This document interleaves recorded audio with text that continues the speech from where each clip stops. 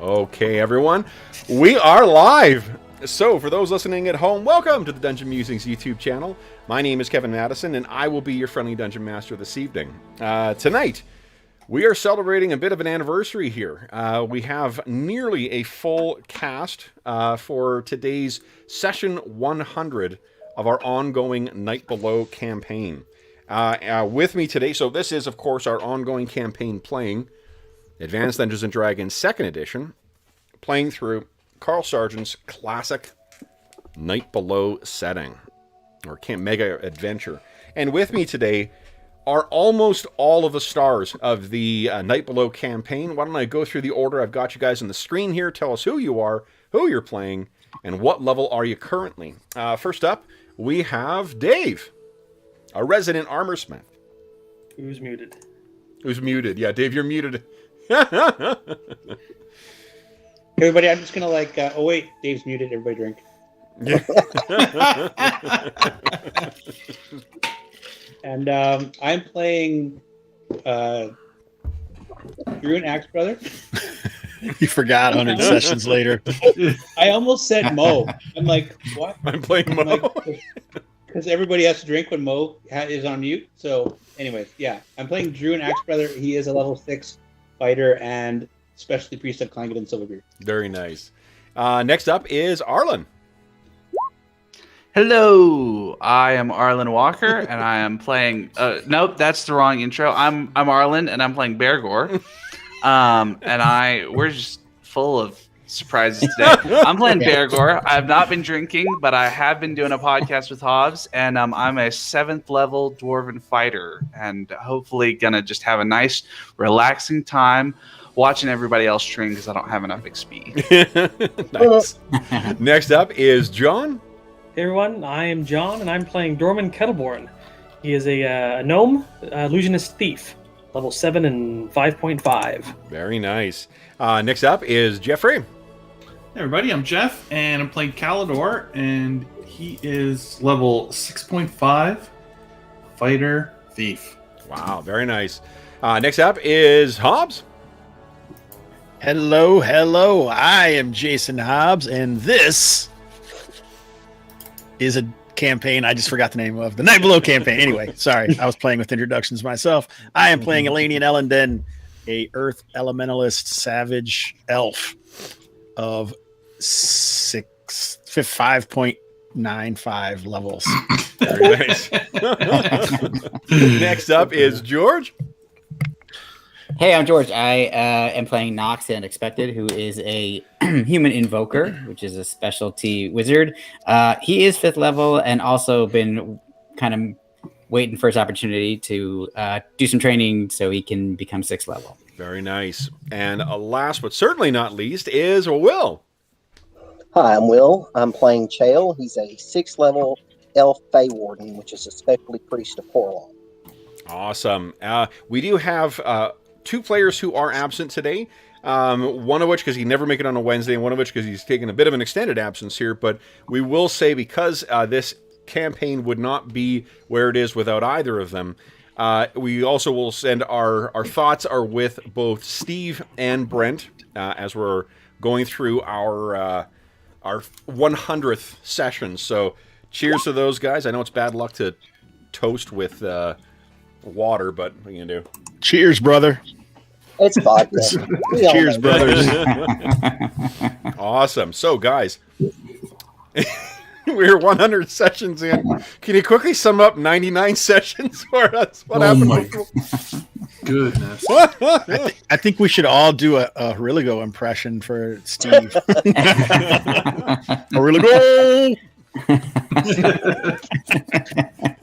My fondest memory of Hirogo was when he waded into the boiling pool of blood to stab Malfeshnikor with a spear. Yes.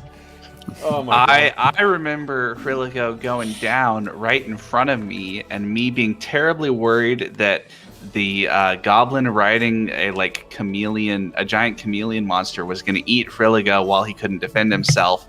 And me deciding that it was better to back up and hopefully let the monster walk over him than stand there with a tasty morsel right in front of him. That was fun. Nice. And also sort of payback for him burning handsing me when I had a whole lot less hit points. Confined spaces. You just stole mine. I think my favorite memory of Rilligo is really any time he used his blowgun with no poison or anything. Oh, Oh god! I'll use my blowgun. 1 point of damage. Oh, fantastic! All right, so guys, I guess the long story short, our heroes arrived in Heronshire. Yada yada yada. They're coming back with a giant bull. Well, the second bulle that they have retrieved from the north shore of Churnet River. That yada yada also includes goblins, gnolls, orcs, stone giants, dragons. What else am I missing? Demons. demons and ghosts. Aarakocra. Yeah. Yep. Yeah. Yeah. It truly has been a long tale of toil and suffering, but it looks like that's behind us because it's all clear skies from okay. here. Isn't that right? Right. Well, Dave's Yeah. here, so Yeah. And for a Guys. campaign entitled Night Below, we can safely say that 2% of the time has been spent in the Night Below, because we've only had 2 sessions where you guys have actually been below the surface. it's true. That's true. And I don't think we've spent the night down there. No. 0 nights below. I don't Yeah. think that's what it means. Cross it out. It's the late afternoon below. Right. It's getting dark. Let's get out of here.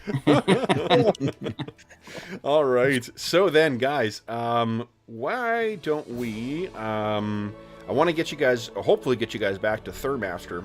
For those listening at home, we talked about it beforehand, too, and while, you know, I mean, we've hit a couple of milestones over the course of the year and a bit that we've been playing this campaign, and given that this is a sandbox campaign, we figured 100th episode or 100th session would be no different from any other, so we just keep on going with following our characters and their day-to-day travails. So, all of you guys are now back for the trip back to return to Thurmaster. Is there anything in particular that you guys need to get to? We ended last session with you guys fabricating a travoy kind of mechanism to hook up to Cloudscale, to Elanion's riding lizard. One thing I guess I would ask you to reflect on is how would your character view where they are now from their starting point, from where they saw themselves at the beginning of the campaign. How would they reflect on what has gone through the individual experiences of each of your characters over the past almost, I mean, it'll be coming up on the second winter you guys will be spending in Heronshire. Definitely survived more blizzards than I thought I'd have to. Yeah, that sounds about right. Anyone else? I mean, I think Knox has, come from the very far south, and so he's very much a foreigner in this territory he finds himself in, and he was kind of on a mission to find out what happened to his tribe, etc. But at this point, he's had so many experiences with this group of people that this feels like his tribe now, and he's sort of maybe deciding that he doesn't want to go back home, and this is his place. Yeah. Anyone else? I was going to say Elanion is similar. He wasn't looking for his people, but he found them. So it's like Knox in the reverse, right? Yeah.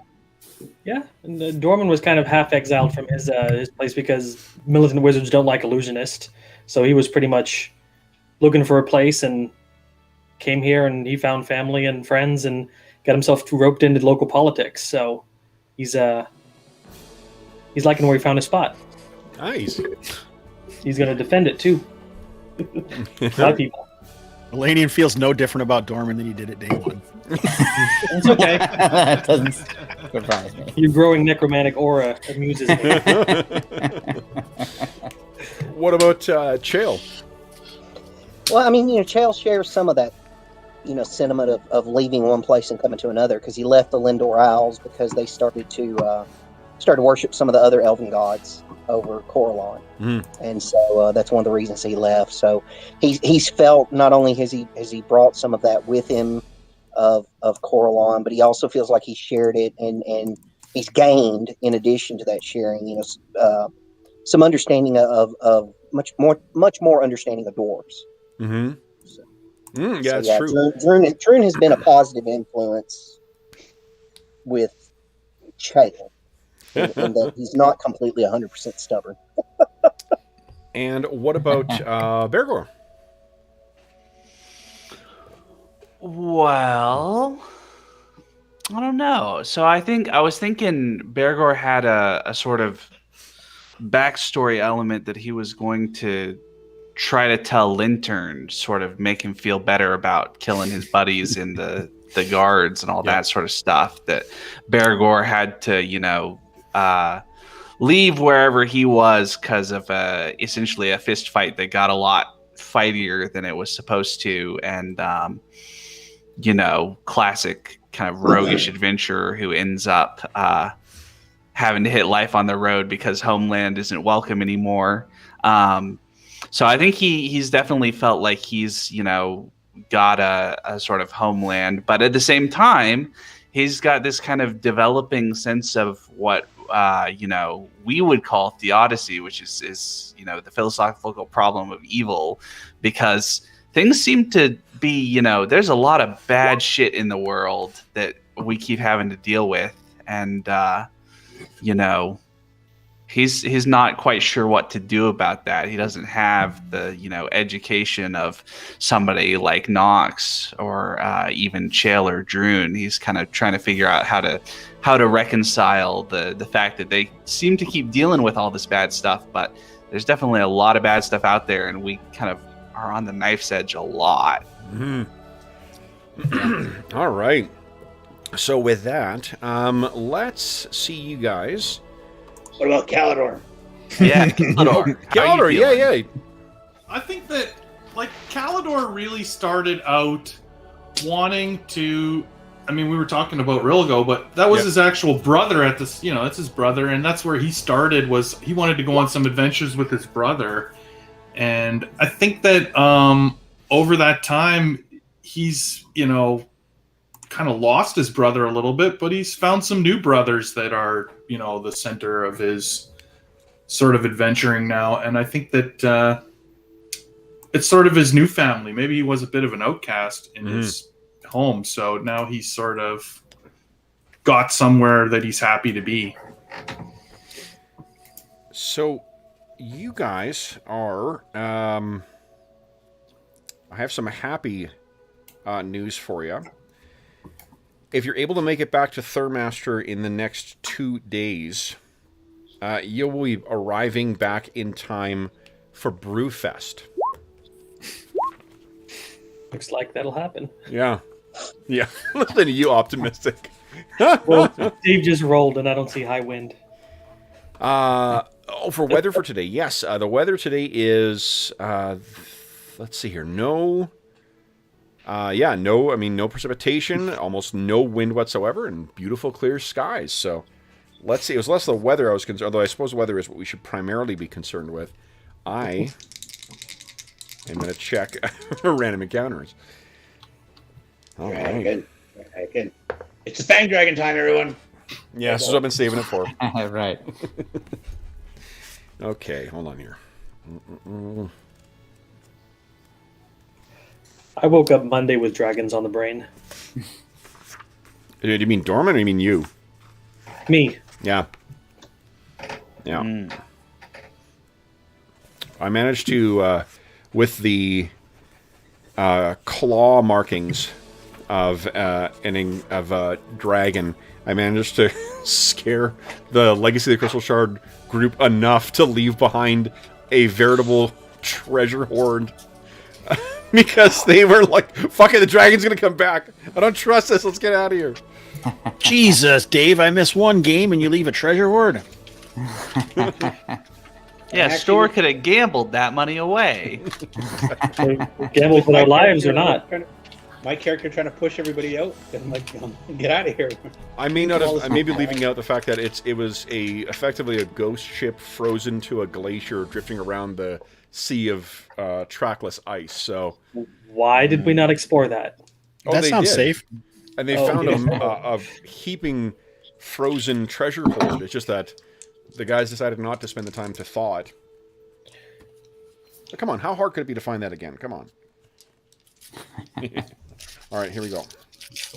So your first day, guys. Oop. Is going to be... Ooh. That's interesting. Yep. Would someone kindly give me a percentile roll?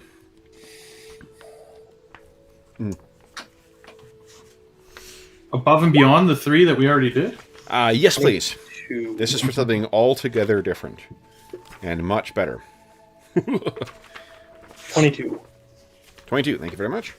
All right, guys. Number of gibberlings you find. Yeah, it's been a while since you've seen those things, eh?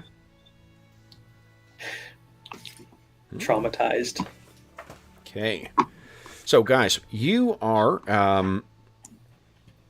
on your way back. Now, I'm correct that you guys are taking the same path back that you did before? Well, we came from Palfrey's Keep, right? Right, but what I mean is that you went over here. Yes. Are we going around the redwood? And the frogs within. Yeah. Yes? Yeah. Okay. Okay, Sure. so let's see here. That's hurricane territory. Mm-hmm. So with your... Let me think here. With your... lowest rate of speed is going to be the dwarf gnome speed. Do you have...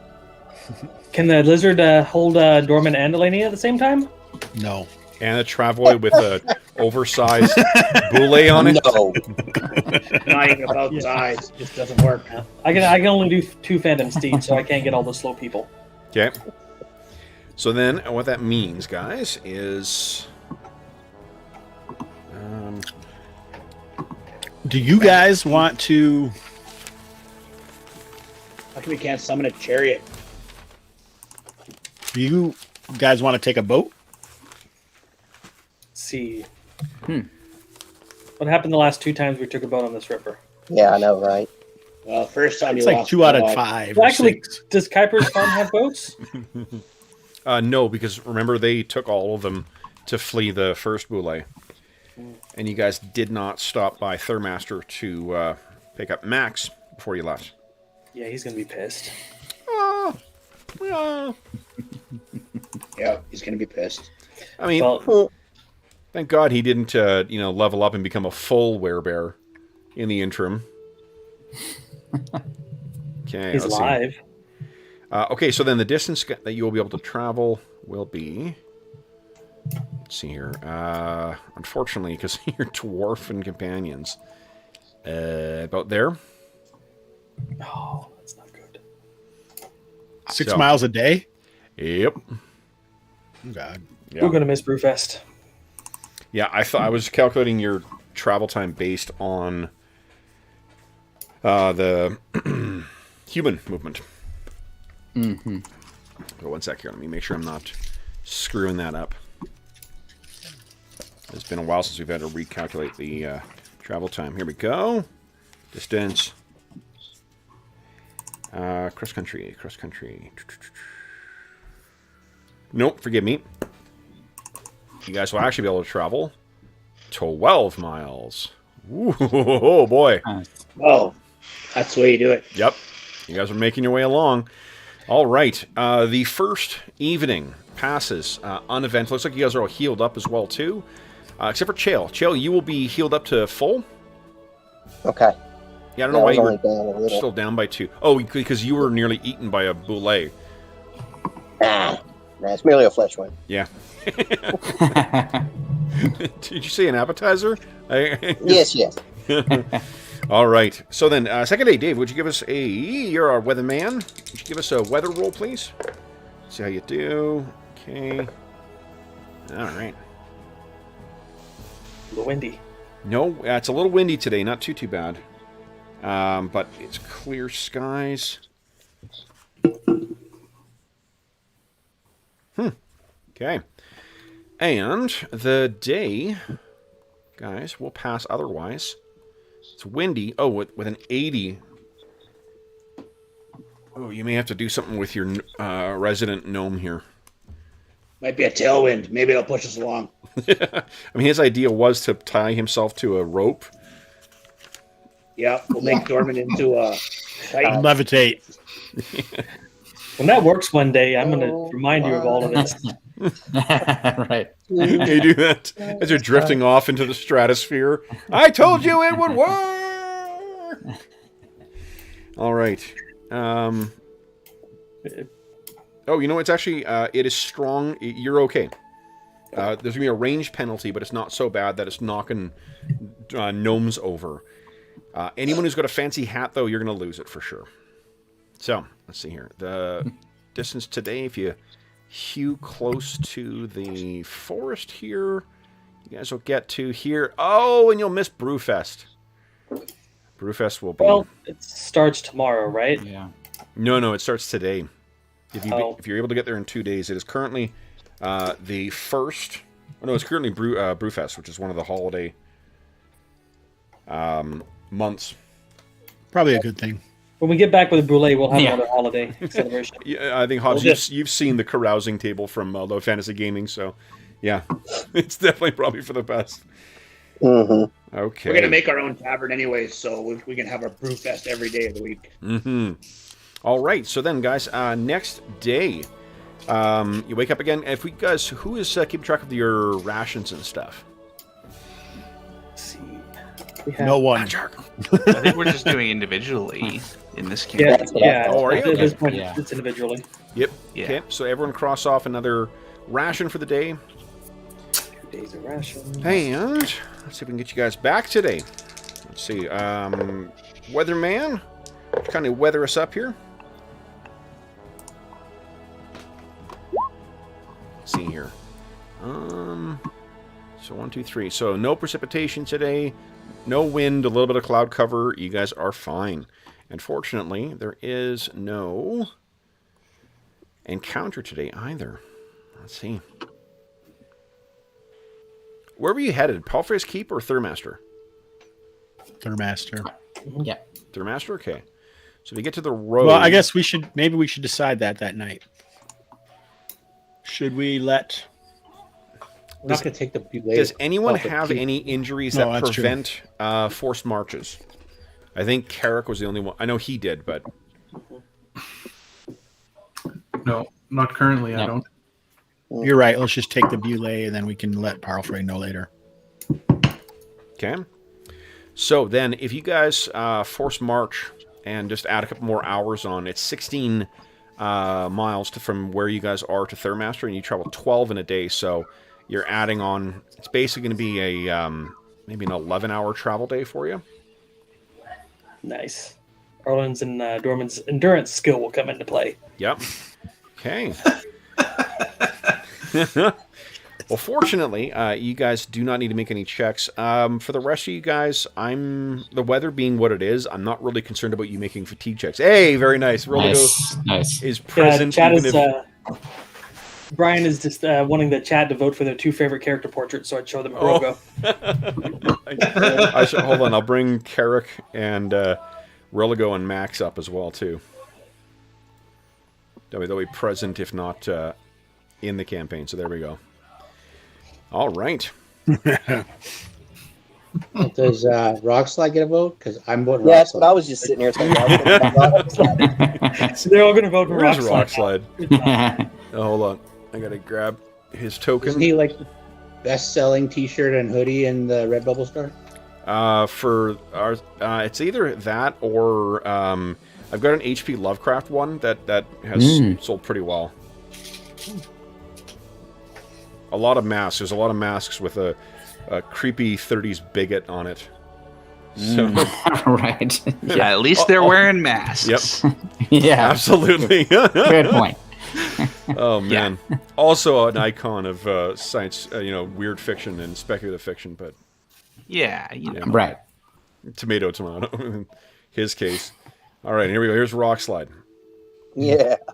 Yeah, I told you, right? My sister got me a Rock Slide hoodie for Christmas, Right, and she yeah. picked it out because her boyfriend and she were looking at all the pictures, and he was like, "Oh, that one looks the coolest." So pick that one because she didn't know. She didn't want to ask me who my character was because then I would know, right? So Yeah, Right.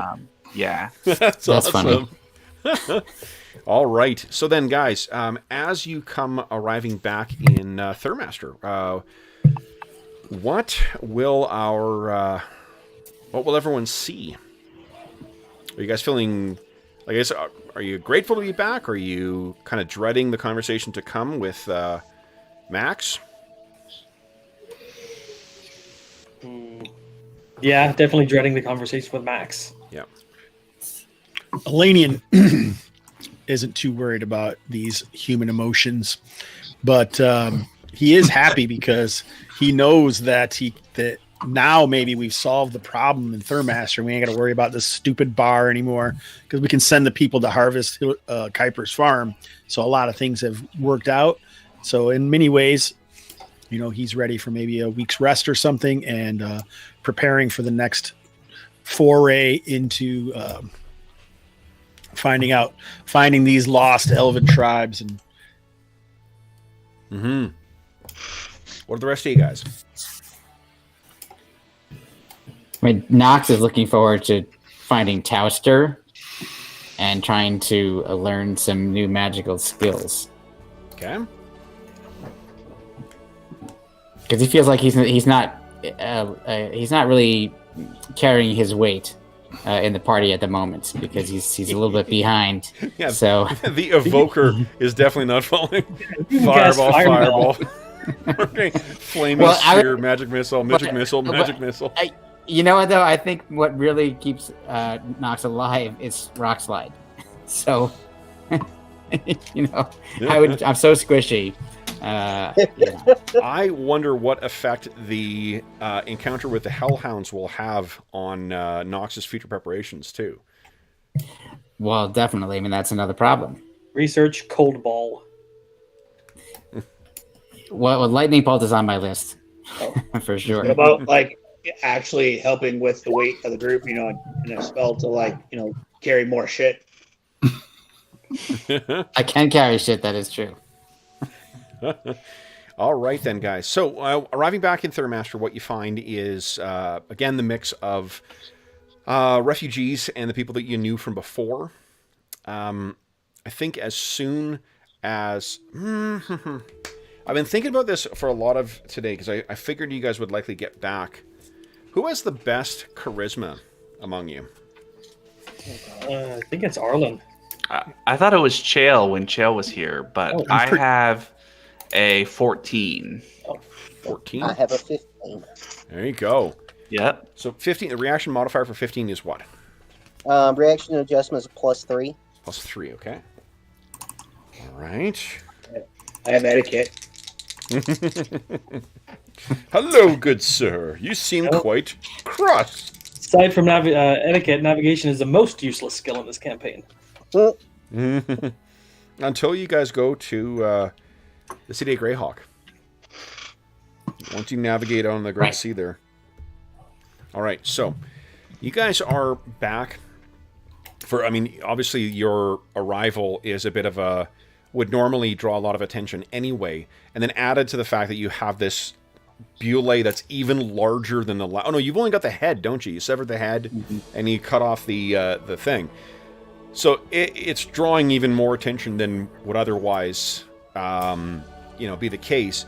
And what you then find is walking through the crowd is at first a scrawny kind of, gangly kid, tall, who then transforms, as he gets closer into a giant, bear man. And it's not really speaking so much as just roaring at you at this point.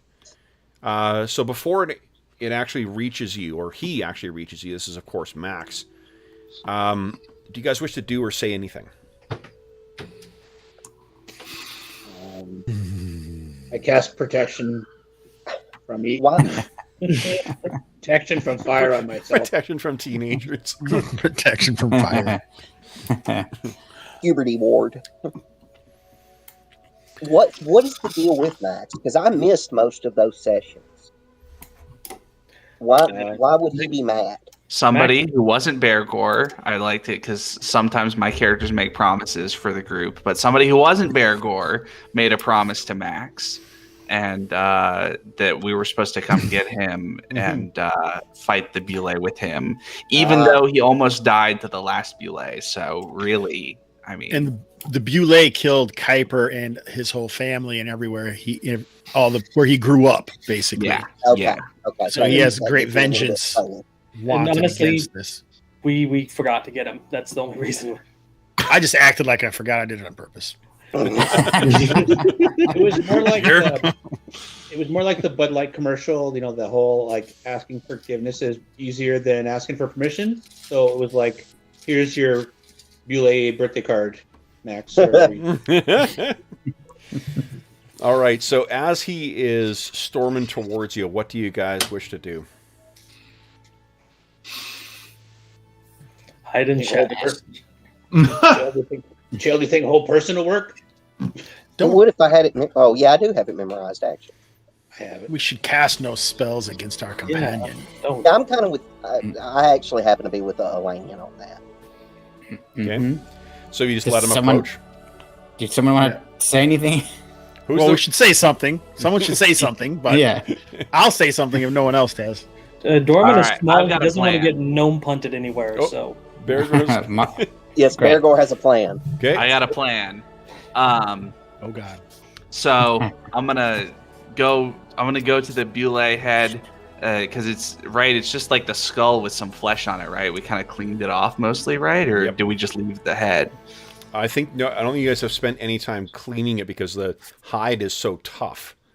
Okay, Yeah. I'm gonna try to knock out, or maybe there's like a loosened tooth or something. I'm gonna try to get a tooth from the Bule, or maybe I'd already got one. Who knows? Yep. But I'm gonna come up towards Max, and I'm gonna have it in my hand, and it's big, so he can see what it is and all that sort of stuff. And I'm gonna say, Max, I know someone who wasn't me promised to come get you, and we didn't treat you like a full member of this group, and So know that that you can picture that.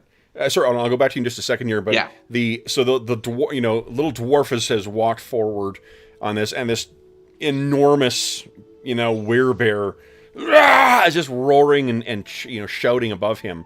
You get some of those words out, Bergour, and then he once again kind of and is sort of like clawing at the air and not actually attacking you or hitting you or anything, just giving a bit of a threat display.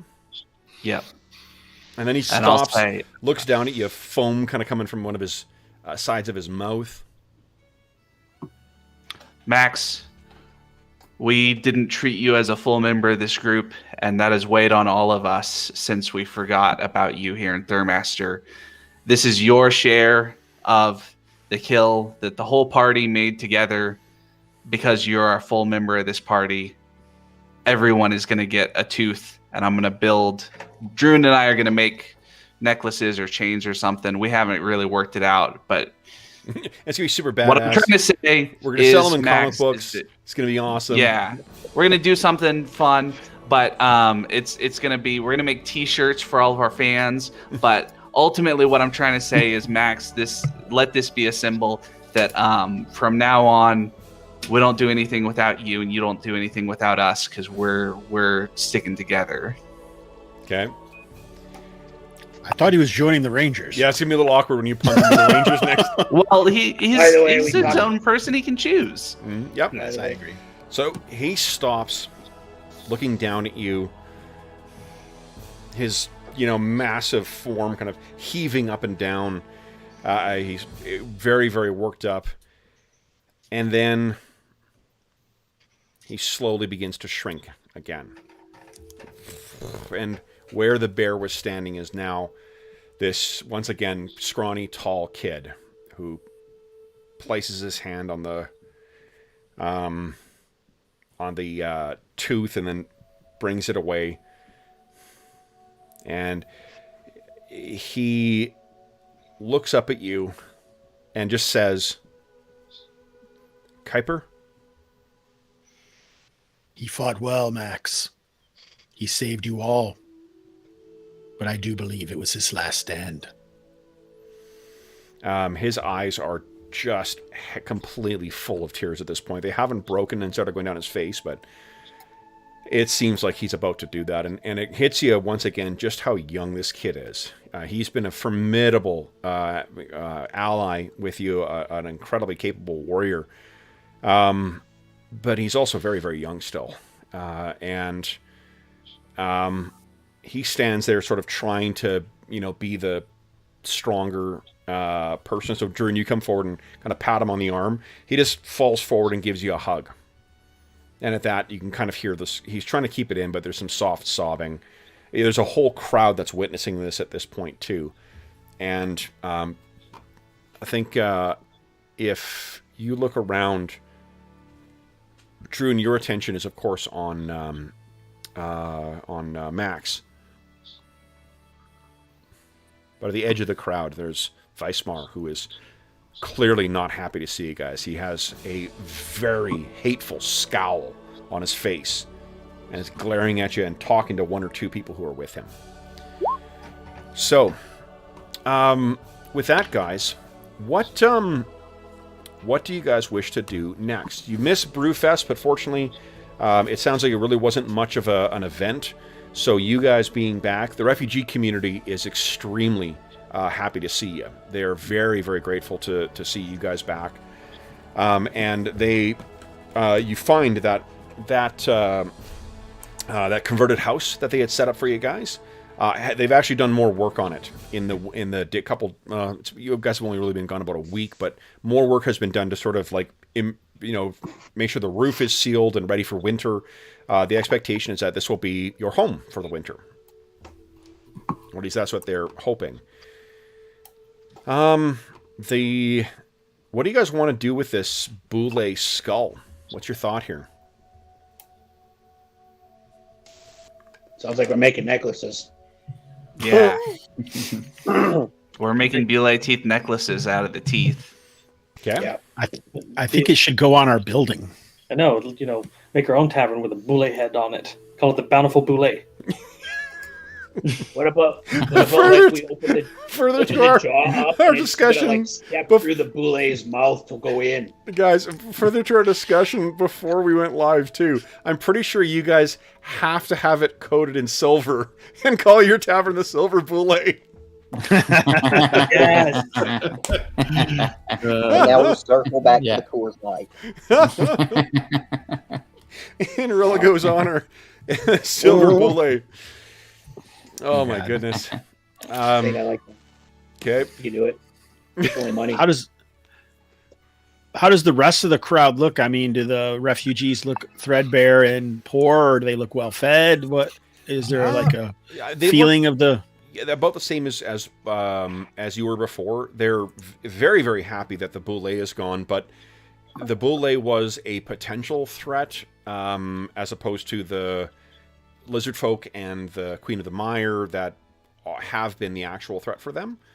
Well, some of these refugees are from Kuiper's farm, though, that came on the boats, right? A relatively small minority, though. Okay. Yeah, in comparison to the other folks who have kind of crammed in here. I think we said before, Thurmaster it's like 100 or 200 people. And then with the people from the outlying farms, that's almost been tripled. And then the refugees from Kuiper's farm and Max's family farm, that's about another 25, 28 people. Are any men from Squire Marlin here? Probably, yeah. Do you need to talk to Squire Marlin? I feel like we should let him know what Serena thought. Okay. And then we will probably forward that information on to Lord Parlfrey, but I mean, I think that's good news for Thurmaster and this in the eastern Heronshire. What's that? The idea that they can go and harvest the crops, Right. and still have food that wasn't destroyed by right. She lizardmen. beat you here, didn't she? So they would have actually known. I forgot you guys sent Serena ahead. Oh, So- I didn't remember we sent her here, but that makes a lot of sense. Good job, guys. Yeah. When she arrived, so Serene, of course, is one of the Rangers of Heronshire, who you guys also know is part of the secretive Swanmay order. And she would be in among the people here as well.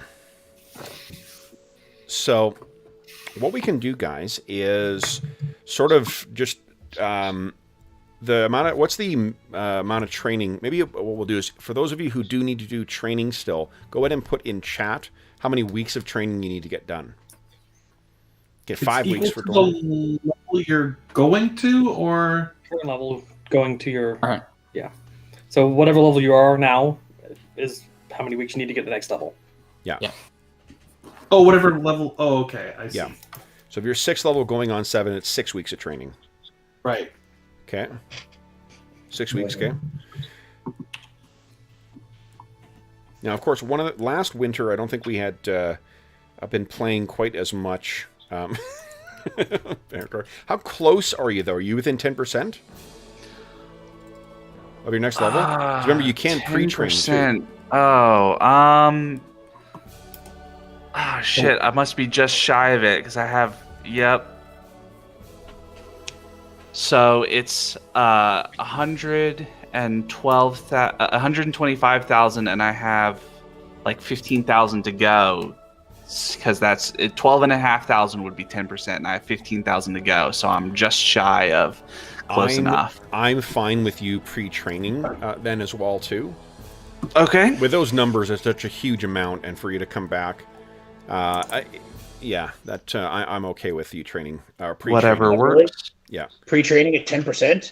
Yeah, because I think that Druin did that last time on one of his classes. I did it once a long time ago. Yeah, just remember, you Druin's only, can't like, train 2 levels in the same class at the same time. You need to have a break between the 2. So Right. if you've got enough... Druin can- Yeah, you can't Druin can train train- for a current level and then also pre-train. But I can train for fighter and then train for priest. There's nobody here to train with for priest. Right? You could head back to Milbourne, or you could... Oh, you know what? There is someone There's here. a cleric at the. Yes, there's a there St. is. Cuthbert's Cleric at Where the is Palisades he? Keep. Put him up. I thought I put Oh, him the up. brother? Yeah, where is he? I thought The I Elric? loaded. Yeah, I thought I loaded his. I did draw a picture of this guy. Yeah, you definitely have shown him to us. Yeah, I thought I loaded a picture. Where is he? Where is he?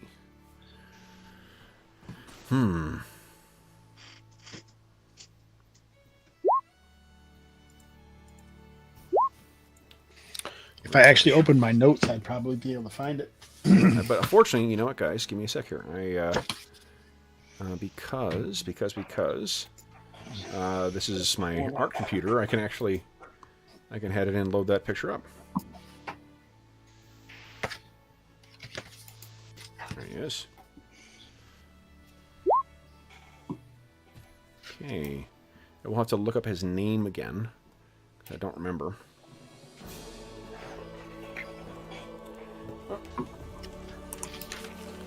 But yeah, no, he's definitely gone nowhere in the time that since you guys last saw him.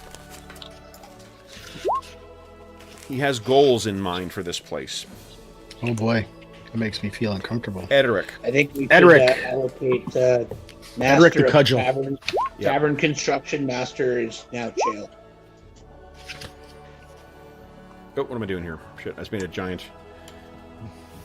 There you go. A giant. A giant. A giant! Yes. Here we go. Here Who we the go. hell is Dirk Astor? Dirkester is the grandfather of the 2 guys who run the tavern in Milbourne. Yep. Yes.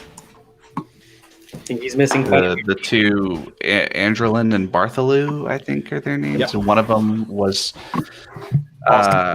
friendly with the lady who went missing, who we found her her dress, and we were like, oh, that's that. Ooh, Edric has color now. Yeah, it gives me serious Game of Thrones vibes. Yes. This guy gives you Game of Thrones. Yeah, the eunuch. Yeah, yeah. Varys. I actually used Varys. There's the actor who plays Varys is an Irish actor. I used him as a model for this because it felt appropriate.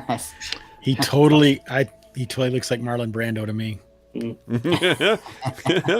He does want to talk to you about the. Yeah, he's going to get one of you guys to accept his Academy Award for him. So, all right. I love the smell of napalm in the morning. He doesn't actually say that. But yeah, that's not. Yes, I know it isn't. All right, I don't know anything he says. Sorry. The horror. The horror a couple times. The horror. Yeah. Okay. Then what? So yes, you do. I've been corrected. So you got a cleric you can train with here. There's a rogue you could train with here. There are fighters you could train with here. There's a wizard because of old Towster. Mm-hmm. Anyone else need anybody to train with? No. Okay. Well, Drew needs 12 weeks then. Holy smokes.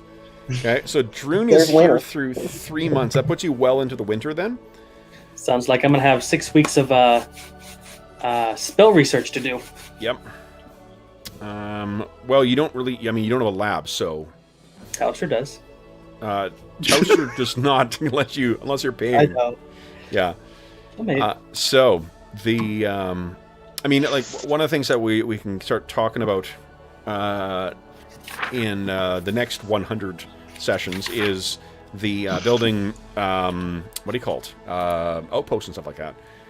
Or strongholds. You guys are currently, I think some of you are about 2 levels off from beginning to attract followers. So you will soon have minions, though you haven't hired anyone thus far. You will still have people showing up trying to train with you. In the interim, some of them were attracting flies, but I mean, like, as long as we got the Boule head sitting here. Yep. All right, so the Boule head is going to be destined for your tavern. You guys do have the dispensation from from Count Palfrey to build and operate a tavern and inn here, so that's helpful. Tell me how you guys are going to approach the refugees then. Oh, sounds like we need some manual labor if they don't have homes to go back to, and we can pay them for helping us construct stuff. Haul lumber, cut down trees. Well, what did Doreen say? Serene? Serene? Yeah, Serene, not Doreen. It's one of my customers. My grandmother's bridge partner? Serena, Doreen, Noreen. Yeah. Quiet, Dave. So, was there any talk? Yeah, did she forward that information on Lord Palfrey or the Squire? Or she sent it to Squire Marlin. Well, so I think she would be able to bring the message more safely and quickly to the Count Palfrey, because you guys ended up taking more time coming back than she expected. You've got the okay. If the refugees want to get out and harvest what's in the field for Palfrey's keep, the one thing she is concerned about is or I guess for one, if Max's family is going to come and Max is going to go with her, then between her and him and his family, then they're feeling confident of whatever might come, crawling up from the Great Rock Dale. But that is a real concern for them, is that if you've seen hobgoblins and orcs and goblins, and has there been anything else that has come up from the Great Rock Dale? You didn't encounter any kobolds yet, right? I don't remember any kobolds. No, I would remember the kobolds. Yeah. So you don't have... So, I mean, that's the thing she's just concerned with, is that, if it's still a month until the snows will likely start falling. If they are already raiding up there, she doesn't want to leave bring these people out there and have them trade off, the threat of lizard folk spears for, orcish axes. How do you guys want to? I mean, after it was a great speech that Bergour gave.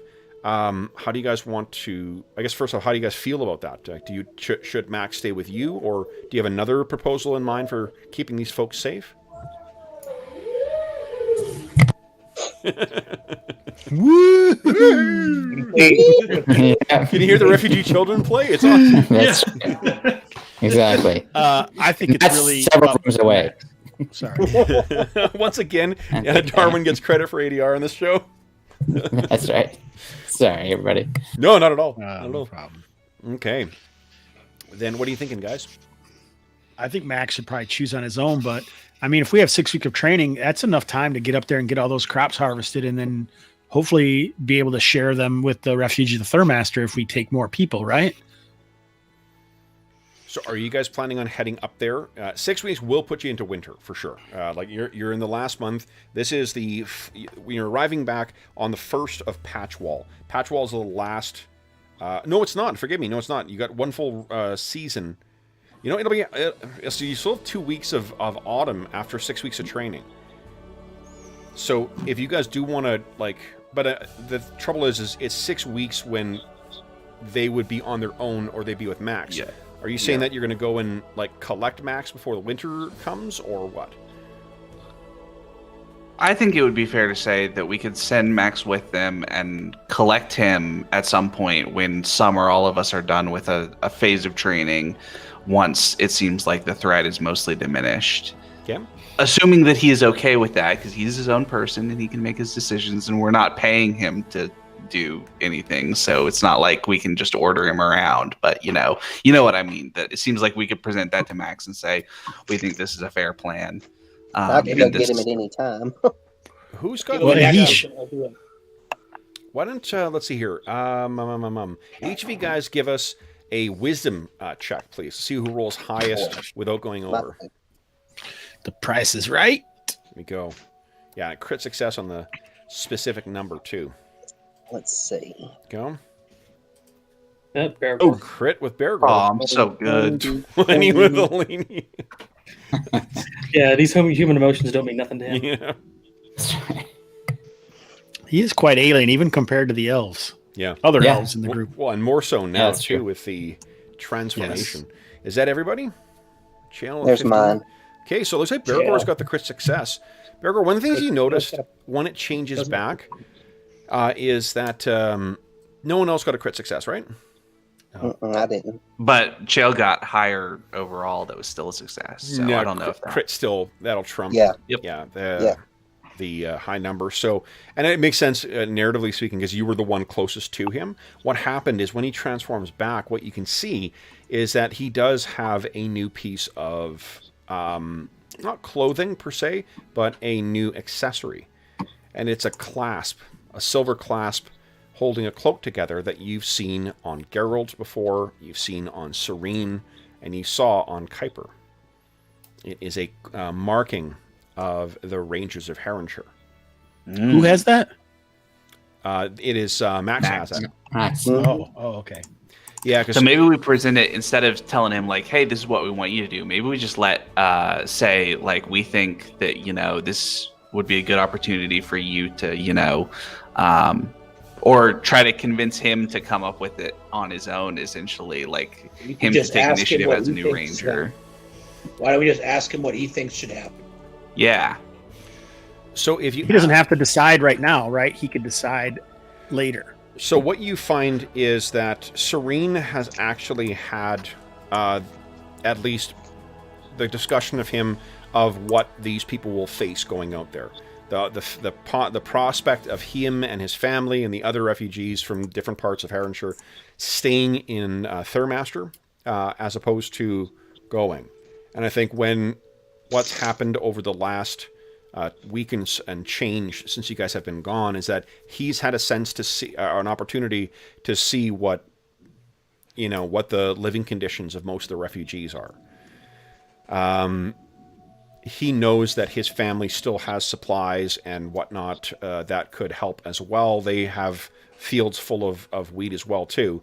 If all of the refugees go back with them, between the two, they could really hold up in Max's family farm. Kuiper's farm has been kind of demolished because of that fire, but it's something that they could even start working on repairing, you know, and Kuiper doesn't have any heirs either, so it's not like there's someone who in his family is going to inherit the farm. So the unfortunately, he as the ranger did not find his Arwen, so he is really it will be up to I guess whoever can pony up the money to buy it. Because how much would a farm go for? I mean, more than what you would likely be able to buy, but I don't know offhand. Mm-hmm. Okay. Yeah, I mean, if you guys want to explore buying it, you know, there's the thing is that it really would be like from his estate that it would be going. Kuiper's farm is really kind of in the no man's land between the two, although both Lord Carmen and Count Palfrey have claimed kind of the lands around them. Remember that the yeomanry is a democracy. It's not a hereditary place. They've set up their specific land holdings as hereditary inheritances like you would with nobility, but it's not the way most of the nation operates. One thing that he's also apparently in the spring there will be or in the late spring you hear that Lord or Count Palfrey is bringing in the plan is to bring a couple of families from Kioland. He has a son who needs marrying off. Right. So, what? I think what the long and the short of it is that Max is going to be satisfied with going to help them get set up as well. He does feel a sense of responsibility to his people and to Heronshire in general. This is what he was being trained for, and while he's still green, I think that he's going to do a better job, or at least the feeling is that he will do a better job of protecting his people and that region and watching on the Great Rock Dale, because even if an attack doesn't come now, that might mean that an attack might be coming from the Great Rock Dale next year. And if that's the case, and if those in the Great Rock Dale are somehow allied with or associated with your allies, the cold, or your enemies, the cold ones, I mean, bad news. So, he will be gone, Serene will be gone. What do you guys wish to do? Let's say this, unless there's any specific place you want to go to, let's talk about what happens over the next 6 weeks. First, let me grab Oriental Adventures. A book. A book. It's for you, Will. I know. I was like, Oriental Adventures of all places that. We having a ninja join the party? I know. It has a pretty well-known event table in it. Yep. I mean, I shouldn't say well-known, but is it the 3rd edition? No, it's the it's the first edition. Because I've got the third edition hardback one somewhere. Yeah, it's the first one has, setting aside the unfortunate name of the book, the events table in it for monthly, weekly, and yearly events is really better than any I've seen. Let's see here. Who wants to roll for a monthly event for me? I'll do it. What kind of dice is it? Percentile, please. Get it, Will. There you go. Boy. Uh-oh. Either really good or really bad. War. Death of royalty. No. Oh, shit. Rocks this fall. makes sense. Everybody dies. So what you're... It is death royalty. It's sorry, actually, Kevin, go ahead. Bandit activity.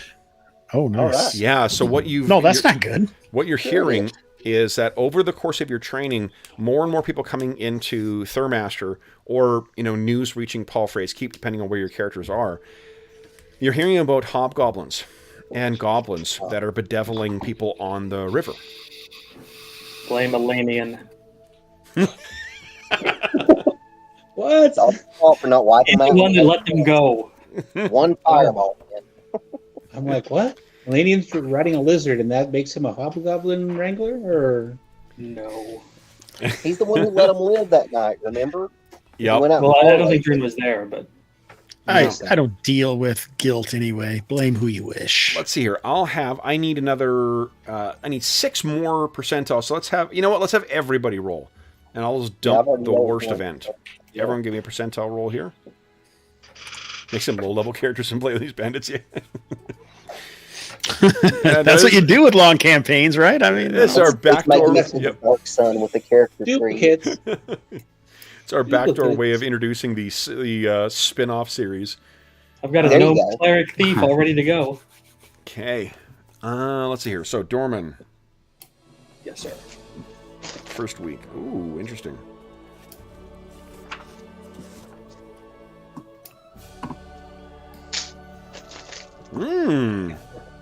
Calvary, you and I were doing a little Sammy Hagar there. Totally. Okay, so Dorman, who are you training with? You're with Houster. Houster. So what comes up over the course of this is he's very interested in this news of the Queen of the Mire. Yeah, dragons. I imagine we'd be fascinated with it. Oh yeah, let me see here. I'm gonna put something. What's this here? I tell him I've seen a dragon twice. Have you? Yes, one flying overhead far off, and another one at 100 yards from me. Fascinating. It was terrifying. Nearly soiled myself. And it was 400 feet long. Yeah, it gets. All right, here we go. Put a creepy That might one in be here. exaggerating. It was only like 390. Yeah. So what you may have missed, George, is that there's been bandit activity up and down the Churnet. There's been hobgoblins and goblins that have been preying on river travelers. There are also, so Dorman, what Tauster asks is, he wants to find more evidence of this. If the dragon wanted Thurmaster destroyed, it would be destroyed. It would be, if the legends are true about the Queen of the Mire, it would be destroyed. But perhaps there's something more that can be learned from her. They are the accumulated knowledge that ancient dragons possess. It would make all the collected sages in Threshold seem like imbeciles. So, if you really seek knowledge, and he seeks some as well too, particularly with respect to the Boule, he's been studying the remains of the other one quite a bit. Yeah, so that's what's happened in the first week. George, Knox rolled a 34. Nothing of interest. Bergour, nothing of interest. Elanion, nothing of interest. Druin, Axebrother, 55.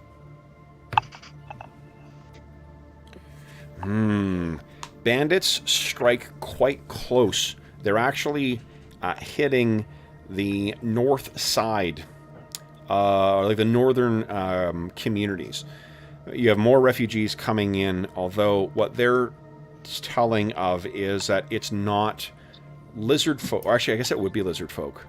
Yeah, even more lizard folk coming in. So there's... Dave, would you give me another percentile roll, please? Fuck. Over the course of the 6-week period, the population in Thurmaster swells by 74 more souls. Wow. We gotta do something about these bandits. Lizard folk. Lizard I was folk. going to say, we have to do something about the lizards, apparently. Calidor, same thing too. Geez, exact same result. Would you give me a percentile roll as well? I think that if you guys get it up to 100, yeah. So basically, all of the farms around Thurmaster have been cleared. People are either dead, carried off by the lizard folk, or they are survivors and are here. That is going to be very bad for the harvest. And if you are a feudal lord who has just spent an enormous amount of your savings rebuilding your castle thanks to some stone giants, and you want to be able to try and attract a suitable show that you've got influence in land and whatnot, you're not going to really present a great picture for visiting nobles from Killland. So that's not great for Count Palfrey. Unfortunately, you guys are if you follow up with Count Palfrey about the possibility of going out, patrolling is really all he's prepared to agree to at this point. Do you guys have any sense that you would push for something more aggressive? Dorman would definitely, if this stuff happens towards the end of his training, he's quite eager to get out there and find out where they are, where they're coming from, and stop them. Okay. Messing with his supply. So when you're finished, you're going to have, it's basically the last 2 weeks of autumn. So let's do this, guys. Who has completed their training by 6 weeks in? Knox. Knox has. Yeah. Well, I think anyone who is training, right? Everyone but Bergour. But I need one more week because I trained for 7 weeks. Right. Okay, so let's say, I mean, you're pre-training anyway, so you got 6 weeks under your belt. Then anybody who after 6 weeks has completed their training, go ahead and roll. Hit your hit dice twice. Let's see how many hit points you get. Yes. Nice. I get 25. If both of them are the same, I get an extra one, right? An extra. Come on. Now, Jeff, is that for your fighter class? Is the Tom rule triggering yet? It might have. I don't know. How do you do the math on that? Well, you have to keep track of it. You have to, when you get a level and you roll less, you need to make sure you make a note of it. Oh. Yeah. I don't know that I did do that. Well, you're also splitting you don't have a very high constitution, and you're getting half of your hit points from a thief hit dice, so like your total hit points are going to be less than what, say, Bergour or I guess Bergour is the only real pure fighter. Yeah. Does anyone else remember whether Calidor triggered? I don't remember. Because normally when this happens is when I say, make sure you write down the tone. Yeah. Mm-hmm. Yeah. I don't know. Let's see. I think he did, actually, to be honest. I think so. Okay. What's rogue D6? Jeff does roll like crap, so I wouldn't. Well, it's for each class individually. What we're going to do next campaign, we're going to just lump everything together and divide it by 2. It's going to be so much easier. Next campaign, oh my god! Instead of this fucking math. So here, did we get max hit points at the first level, or did we get? No, we rolled every level. Okay. Yeah. Dorman's catching up to Calidor's hit points, so he must have rolled low repeatedly. You're not Dorman's helping. a cheater. Doesn't Dorman and Elanion have the same hit points? That's interesting. Yeah. And you get half, right? Yeah. So Jeff, why don't you roll again? It seems like the majority opinion is that you did have the Tom rule trigger, so why don't you give us a roll again, and you're stuck with whatever you roll now. Okay. So hope for the big Somebody one. roll something stupid. Let me roll a couple of D10s just in case. Oh, That's not bad. A 6 and a 2. Okay, so 6. So what that means is you can increase your hit points by 3, Calidor, your max hit points and current hit points. Chael, are you training as well, or did you train already? No, I can't. I've still got. What did I figure out? I think I figured out I still have like 21,000 Oh my god! before I hit the next level. Knox got 4. Yeah. Druin got 7. Pretty great. Yes. Dorman got max. Yeah, look at all the wizards are getting max hit points. Yeah, I got 3 because I'm multi-classed and I have a con bonus. So yeah. Okay. All right. He's only getting half of that, right? Well, the way John's been doing it is he's been adding his con bonus out when he hits a level, like equal levels in both. No, but I'm multi-class though, so I'm. Yeah, you get half your die. Yeah, it's half your. If you can have your bonus between two of them, then you can do that, or you can just, again, next campaign, guys. Oh boy. What I meant was I can't believe we're talking about a next campaign. I'm not getting the full 7 though, because I'm already half fighter. Well, we have Yes, we had a lot of talk about It's true. It's true. Yeah, what I was saying, Kev, is I only get like half from that 7 because I'm only half. That's absolutely right. Yeah, but that would be 4 points you get from that. Yeah, plus 1 for con. Okay. All right. Then, guys, let's see here. Is that? I think everyone has done their training. Have you adjusted your THACO, your non-weapon proficiencies if you get them? Adjust your saves. Saving throws are a big difference for wizards at 6th level. Yes. 6 is when the wizards get that big jump. Warriors will go up every odd level. So if you reached a odd level in one of your classes, I think Caldor, you just hit 7 in Fighter, didn't you? Yeah. Yep. So your saves will go up. Also, your THACO will now be a 14 at level 7. Oops. At level 7 as a fighter, you'll also get with your specialized weapons 2 attacks per round.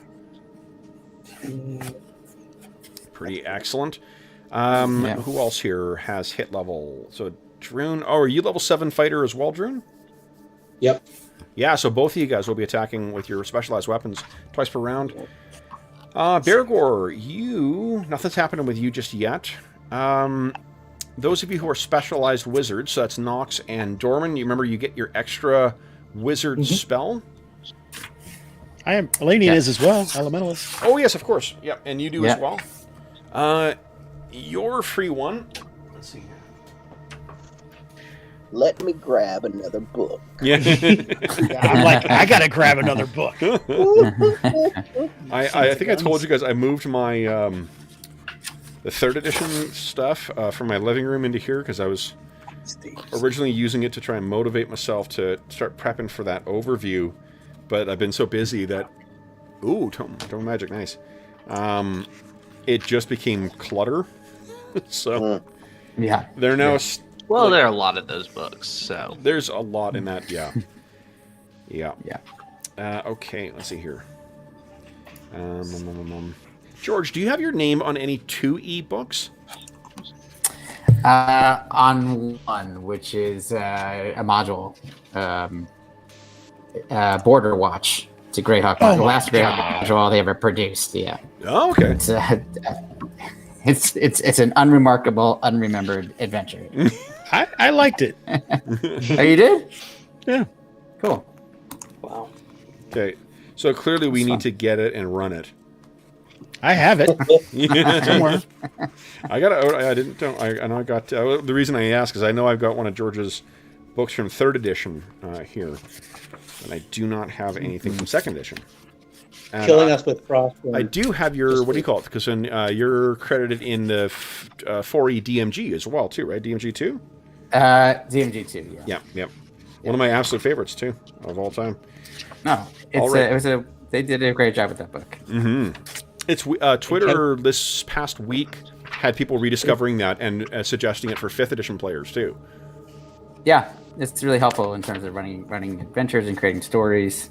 Totally agree. Yeah. I get it. Okay, so Elanion, I think the extra spell, you're level 7 now, right? 6. 6 level, okay. I think you might know all of the earth spells at 3rd level. Alamir's Fundamental Breakdown, Maximilian's Stony Grasp. I know you have Maximilian's Earthen Grasp. Do you have Maximilian's Stony Grasp?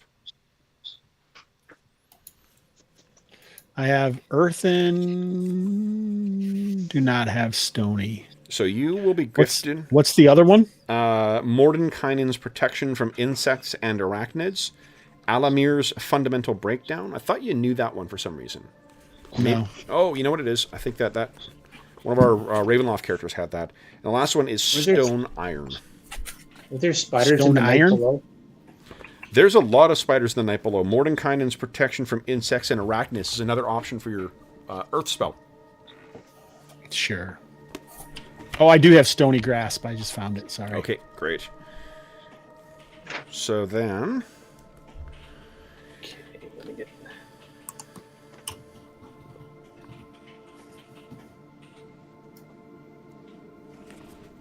where is it?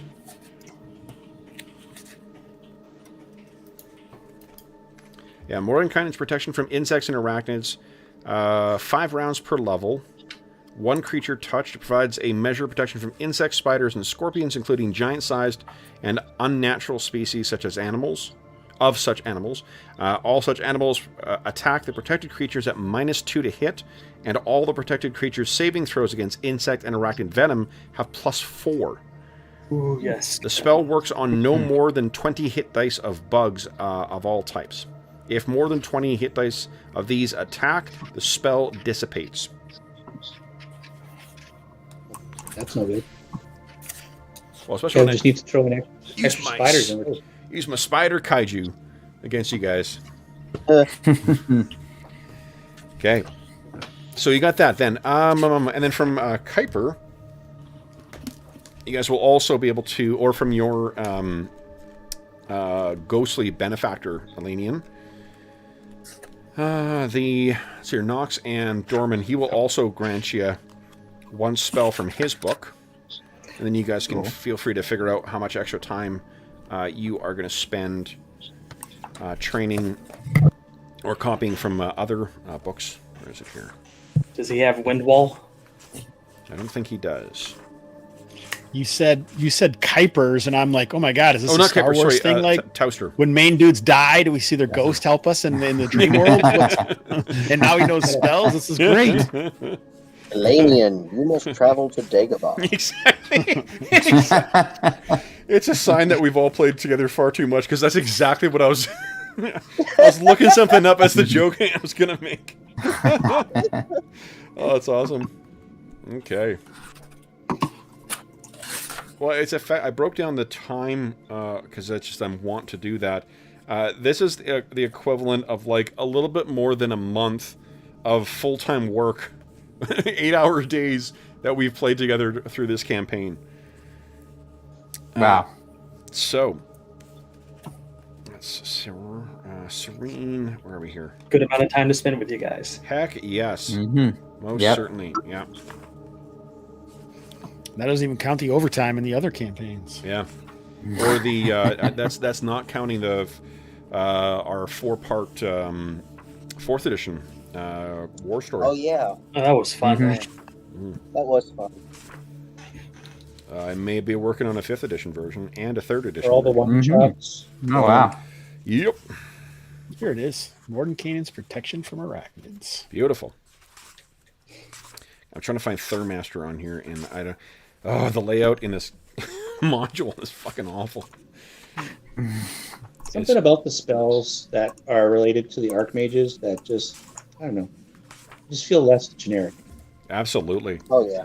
Oh, plus, I mean, like, a lot of them are based ones- on the I think unless it's one of like personality. Elminster's spells or one of the what do you call it? Like Halaster spells. It's all guys from this world, or I should say guys, wizards from this world.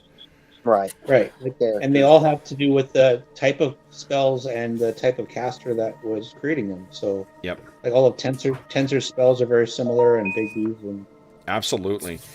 Okay, so 3rd level spells that you can access here: Dispel Magic, Fireball, Detect Scrying. Unless that's 4th. Huh? Is Detect Scrying 4th or? Yeah, it's 4th. Okay, so never mind.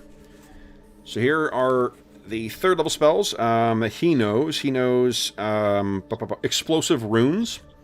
He knows Fireball. He knows Flame Arrow. He knows...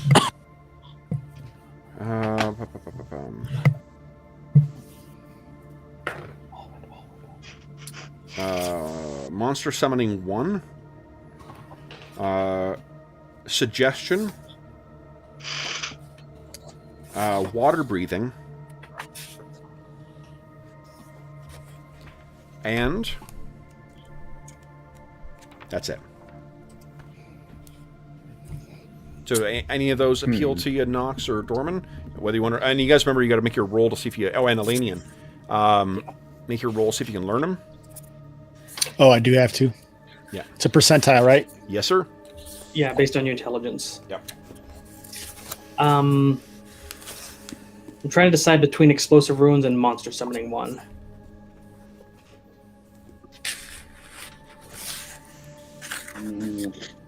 But what does the party think would be more useful? Monster summoning is probably a lot more useful. Yeah. Okay, I'll roll for that That's one. just me. I mean, I'm not a big mage guy, but I've got most of the ones that I like to do what Dorman does with what he has. So I mean, okay. Depends on what kind of monsters you try to summon. I might smack one of them. I think it's random. I get it. It's fine. I'm just saying.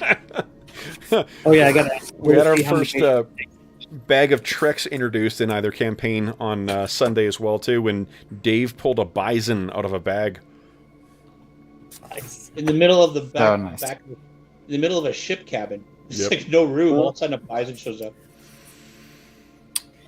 Okay, I'm going to go with flame arrow. flame arrow. Okay, go ahead and make a roll. How do we do? Wow. How do we decide how many pages it is and all that? It's a 2 die whatever the spell level is.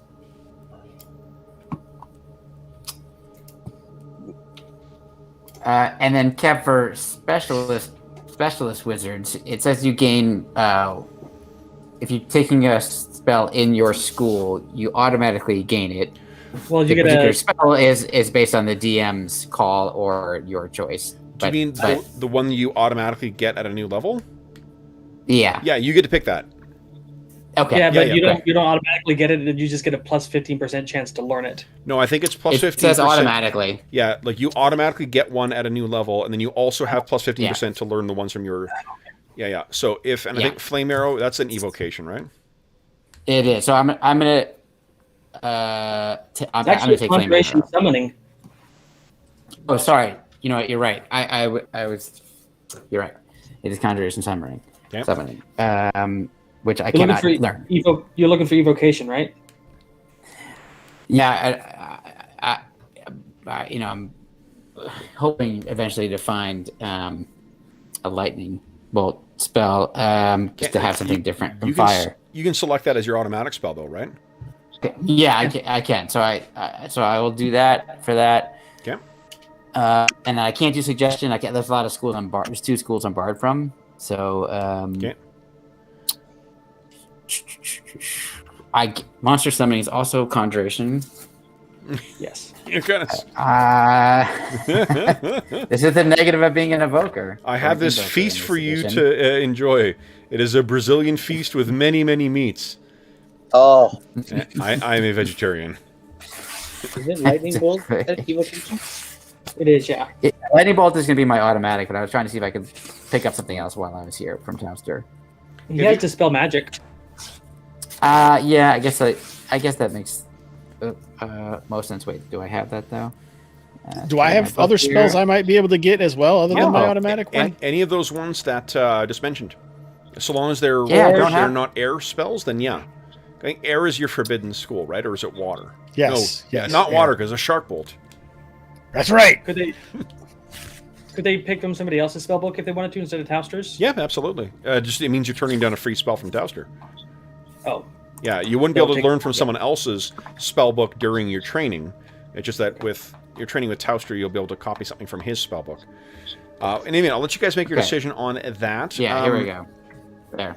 So the other thing that's going to be happening over that 6 weeks, what are you guys planning on doing with, I guess, the people who are the refugees? You're going to send them out on a... Yeah, so you send them out on the flotilla. Hey, They got attacked by hobgoblins. Yeah, I was going to say, like, that's unfortunately, they were gone, and the attack from the hobgoblins came afterwards. They let's probably do fought this. them off, no problem. Would you give me a D20 roll, somebody? not it. Somebody who wants to kill a bunch of refugees. Let's see here. Here we go. In the game. 8. Okay, so 8% of the total refugees were killed by hobgoblins. bandits on the trip back. Oh, that's not funny. Sorry. Blood on your hands, Elanion. Blood on your hands. Yeah, your luck on this too. And that was what? Okay. 100 and But they otherwise get back, and I mean, you know what? Like that also toughens their resolve. The fact that it's so few of them that were taken, I mean, says a lot about the spirit of the people of Heronshire. So Max, Or that they don't have very many casters. Yeah, that's true too. Although the hobgoblins they were up close with, they did not smell like what do you call it? They didn't smell like fish. Ah. So there's hobgoblins who are just dickheads, and then there's hobgoblins who are controlled by the cold ones. Correct. And we gotta kill all of them. yeah, there you go. Easy. Everyone agrees with Bergour. Yeah. The only good hobgoblin is a dead hobgoblin. Yeah. Us three We're on not this talking side. about good. We're just talking about hobgoblins. Mm-hmm. We're talking about our racial enemies. They're our enemies for a reason. Because of cultural assumptions. No, because they're How good of John to point out the error of just following traditional ways. Okay, so then what else? I guess the other thing I want you guys to tell me about is how you are handling your new business endeavor. Oh, I'm cooking all the good food. I think we need to build something first. I think where Knox already was somewhat involved in helping convince Lord Palfrey to allow us to construct such a tavern, but at this point, after everything he's gone through, he's really kind of like huddled up in his room. Other than working with Towster, he's huddled up in his room reading a particular book that he has in his possession. We hid that book. That book is gone. Yeah, pickpocketed and distributed somewhere else. Those are two discrete propositions. We hid that book. The book is gone. Is it gone? I mean, is it not on my person? No, it's absolutely on your person now. Okay, yeah, good, because I would start freaking out if it wasn't. No, it's back. Because it's becoming my precious. Yep. It's fine. No, it's fine. Don't worry. Are you talking about the book that we stone shaped into the ground? And covered with explosive runes? Not that I'm aware of. You covered one side of that with explosive runes, yep. You've also got someone who was aware of where those explosive runes were not. Fair enough. So, then, Knox is slowly going over to the Elder Elemental Eye. Elanion, what about the rest of you guys? How are we? I guess the thing I am interested in is the. Let's do this. How about you guys give me a 2d10 roll? We're going to summarize how things have gone with Weismar during this time. Where's my DM screen? Where'd you go? There you are. Ew. Double sevens. Okay. Hopefully that's his morale check and he's going to leave town. Ooh. What happens about... let's give it a d6 roll. Let's leave it randomly. So 5 weeks in, you guys are beginning to see some success. One of the reasons you guys are able to keep your finger on the pulse of what's going on in Heronshire, elsewhere, is because of people showing up in your common room. How do you wish to supply the supply the inn? Do you want to try and draw on contacts you've made before? Do you want to, try and buy from some stock from your allies, the twins in Milbourne? What are you thinking? Did I miss something? Did we buy Weismar's tavern, or I thought we were just going to build our own? We are, but we still have to stock it, and we already have a supply. common room, and so people are actually coming around, even though it's not like a full-blown inn or tavern yet. We're stocking it with something, and this is what we're using. Yeah, I see what you're saying. Okay, I didn't quite understand that, but I missed that session when you guys were in Palfrey's Keep. So where are you thinking you want to get from then? Any ideas? Because I can tell you that what's his name, Weismar is most certainly going to not sell to you. And Oh, of course not. No. Yeah. Oh yeah. There's some pretty good contacts in Milbourne and Harleton, so I think we can draw from them. Isn't the chick here too? Barathas or Yeah. Batharas or Yeah. Bathwaters? Benares. Benares. Yeah. Benares. Oh, yeah. Yeah, most definitely. Yeah. She'll if you want to draw on your contacts with her, she most certainly will help stock you. She also will be happy to push business your way in exchange for, information. Sure. Oh, for sure. Okay. So, even though it still is it is a very much kind of a growing or sort of like work in progress, you guys very quickly find that, in the first month that you guys are open, that you become the favored hangout. You begin to hear word kind of come to you that the who are you? Are you hiring refugees as staff then too? Folks from? Oh yeah. For sure. I would say yeah, because they need income and a roof over their head. Okay, so I think And to piss off Weismar. if you don't mind cutting him in on the food too, that guy who was grilling up the food on the street, his like street cart guy, he'll happily run the kitchen for Dorman. He can manage the kitchen for Dorman when he's away. Yeah, God. maybe he could be your right So, hand. like, unless yes. you're planning on retiring Dorman, I'm assuming we compare the amount of time you spend. I mean, I guess time-wise, you just spend the winter here. Mhm. But you guys can get things up and running, and then when you leave, he can keep it going. I'll take him on Yeah, as a no. cooking apprentice, sure. Maybe you could you could be his apprentice. So you could actually learn something, Dorman. Oh,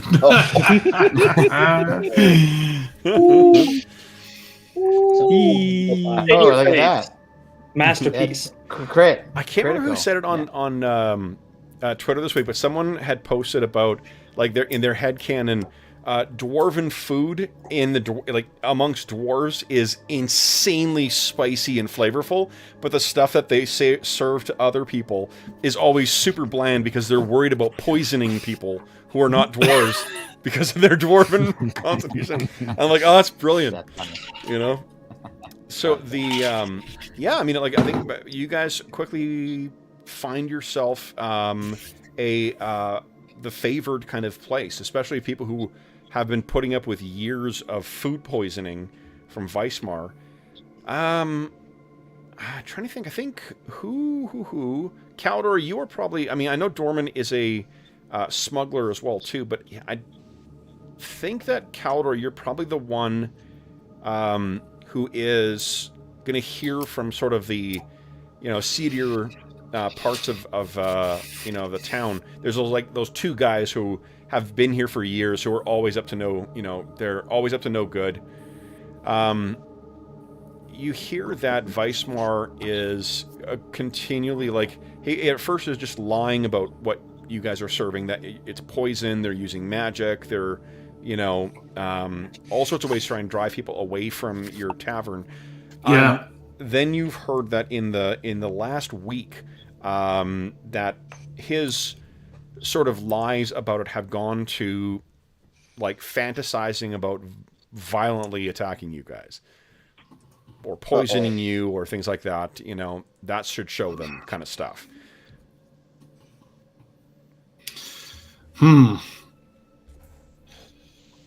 In some ways, I want him to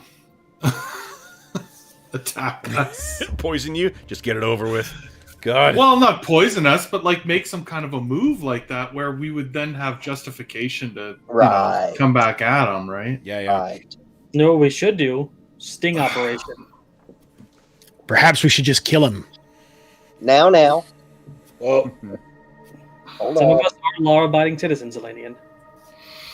What are you, lawful evil over there? It's a little far. Well, I mean, he's hurting people. He's taking from them. It doesn't seem that much different from what the hobgoblins are doing. Yeah, we're not the authority in the lands, though. Do you but didn't you guys... negotiate with hobgoblins? So one of the things that I think Dorman and Elanion Dorman and Caldor would pick up from Baranus as well too is when Weismar was the only kind of shop in town, the traders coming in who do supply him were happy to sell to him. that's not necessarily, that doesn't have to be the case going forward. So do you guys want to try and get in on any of his trade as well too? Or do you wish to just, you know, call on your own contacts through Baranus and through otherwise? The difference there would be that one of them you're just, you know, you're building your own business, but you're not specifically targeting his business. The other one would be specifically targeting his business. Dorman doesn't feel comfortable intentionally antagonizing him like that. Yeah, murdering him he's fine with, but... Well, no, that's if he provokes it, but no. Dorman, who intentionally antagonizes everybody else, draws the line at Weismar. You guys are my friends, so it's okay. You need me. Okay. Hey, Caldor, you think you could just like put some pressure on his suppliers to like, you know, stop providing him with some goods for a little while and see if he likes that? Maybe it'll push him over the edge. I mean, I could try that. Like, not necessarily stealing his goods, but You know, maybe some well-placed comments about anyone who sells to Weismar might, you know, end up in the river. Okay, wait a minute. Yeah. well, I mean, another option is to just try and take his best products, like find his suppliers that have good meat, good beer, good whatever, and steal those ones. I see no problem with using his supplier. It's business. Yeah, it's business. Okay. Right. I say we try for that. How are you guys doing for money right now? What's the group loot all sitting at? I see Dorman owes me about 660 gold pieces. Do I? I don't remember that debt. Oh, 550. Of course you don't. No one ever seems to remember their debts. They only remember what people owe them. I understand how you gnomes work. In fairness, I forgot recently that I paid for my son's parking tickets, and he's like, "Okay, Dad, I'm going to pay you back the 600 I owe you." And I'm like, "What 600 do you owe me? What?" You don't remember what your kids owe you because it's like, do they really owe you? Really, honestly, that's just fucking money into a fire, right? Like, I don't know. Yeah, whatever. Exactly. It survives, all right. It's kind of what it feels like borrowing to Dorman. I remember at the time, I'm going to write this on my character sheet, John. Okay, I got you. Do you want this scroll I've never used? What is it? It absorbs a spell that gets cast and you can cast it from it. Okay, Dorman, that's worth about 50 of your debt, probably. A magic scroll. I'm just kidding. That's fine. I'll trade it for you. Okay. all right. I'm not using it. But yeah, you can have it here. Thank you. So, would you guys? So this is sort of the summarizing the events of the penultimate month of August. Would you guys kindly give me? I need one person to give me one more percentile roll, and then I'm going to need 2 more percentile rolls afterwards. Oh, that's not a percentile roll. Nope, that is a D6 in 20. There we go. 1. Uh-oh. Dun, dun, dun. Oh, interesting. Love it. That's You need 2 other 100s, right? Yeah. Yeah, I need 2 more as well, too, for interesting. Okay. Well, thank you. Yeah, that's great. 28 and 86. Okay. You don't have a spell caught in this scroll catching thing? No, he's always hiding. All right, who wants to cast lightning bolt at me and I'll catch it? See, when I tried to suggest that, nobody wanted that to happen. So, guys, what happens on the second week of... Oh, you know, actually, I don't need those percentile rolls, so we already rolled for all 6 weeks. Sorry, yeah, it's you know, but we do need something for the event. So what happens, and this is in... Let's see here. I'll roll... this. So at the end of the first week of Ready Read, this is the thing. What happens is part of the refugee structure, part of where like the remaining refugees are living. Most of them, the vast majority, have gone off, but there's still some that are living in there. Maybe they've converted over a house in preparation for winter, one of the abandoned structures. What happens is that there is a fire. And no. I'd like you guys to give me someone give me a 2d10 roll, please. No, Somebody else come do it. not touching. Who wants blood on their dice? There we There go. you go. Like I had to ask. Yeah. 14. Look at John's face. Mhm. Oh yeah, we'll go lay it to rest. 14 people die in the fire. Oh, How many man. people have we killed off on our rolls today, Dorman? Yeah. John? 10 Um, Life is tough when you have no class levels. So, yeah, and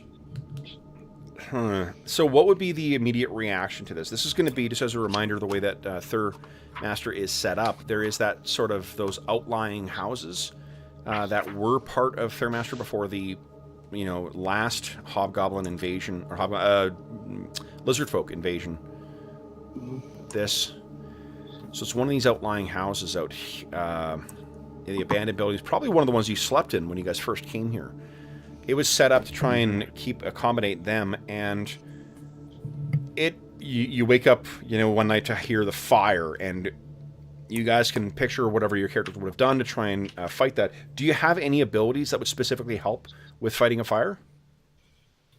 Moving the earth, I would try to use that to make sure it doesn't get on anyone else's, right? Yep. Making fire breaks and stuff. Oh yeah, like late autumn. That'd be a real concern. So you could use your earth and magic. Anyone else? I have protection from fire, so I, had to run into a burning building or something like that. I just run in back and forth over and over again without having to worry about getting burned. So Druin, give me a 1d4 roll, please. I can't take anybody with my flicker cloak with me, can I? No. You could split them in half. No, okay. So Druin, you actually save 3 of the people, so there's only 11 that die in the fire. There you go. Way to go. Anyone else got anything they could do to contribute to fighting that fire? Without knowing in advance, I couldn't prep anything. Okay. No. I'm better at creating. Yeah, I was going to fires, say, not putting I didn't them do it. I could cast levitate. I have that normally prepared if somebody jumps from the building. Dorman is very quickly hurtled off into the stratosphere by the updraft. Oh, God! I would have thought that would have taken longer, John. Anyone else have any other thing they would have tried or think their characters would have done to try and fight the... I have a Endure Heat spell I could have cast on someone else to help. What does Endure Heat do? Protects you from... I think Endure Heat is only for overland travel. Yeah, anytime if you take actual fire damage, it ends the spell. Yeah. So then, what we will leave with is this is the 5th week. So this is like before the last week of training, bringing us into Ready Read. Yeah, I mean that's probably a 2 families worth of refugees that died or nearly died in the fire. And I think because you rescued people, Druin, what you find is that someone had sealed the doors. Ooh. Huh. I'll let everybody know about that. Dun, dun, dun. Mm-hmm. Time to get the divination spells up. Oh, you got divination? Yeah, I've got some divination spells, so I think that's what I'll do. Yeah. Mm-hmm. What spell you want to cast? Well, I don't know if I want to... Trying to think if I want to use Speak with Dead. Oh, that'll be the first time that's used in this campaign. Yeah. Yeah. Yeah. Sounds interesting. Hey, John, Endure Heat is only canceled by magical heat. Oh. Magical. Okay. Would it protect them from like really hot flames? Like we're talking 200 degrees? As high as 130 Fahrenheit. It's a desert temperature. Yeah, so it's more traveling in hot conditions more so than surviving fire. Do you wish to cast Speak with Dead, Chael? Yeah, I think I want to do that on, let's see, of course you can't tell anything from the bodies. Okay, you said some of the doors were sealed? We had determined, is that right, Kevin? Yes, there were 2 doors kind of leading in and out of here. Mhm. Druin ended up saving people through a wall. Ended up having to pull off stuff to I think Chael maybe wants to try and find, because these were adults and children. So I think Chael wants to try and find an adult that was nearest the door that had been sealed from outside. And you can see there's like, charred skeletons that are like pushing, we're pushing up against where they were overcome by the heat and the smoke and such. So because you are 7th level as a caster, up to 7th level. He's 6th. Yeah. Maximum length of time dead is 1 week. The time questioned is 1 round, and the number of questions is 2. Now, we'll use we'll treat that as 1 minute. So you have 1 minute to ask questions of the dead. I feel like I should have a puppet. Oh, God. We've only got 4 minutes, Kevin. There's no way. There's no time for puppets.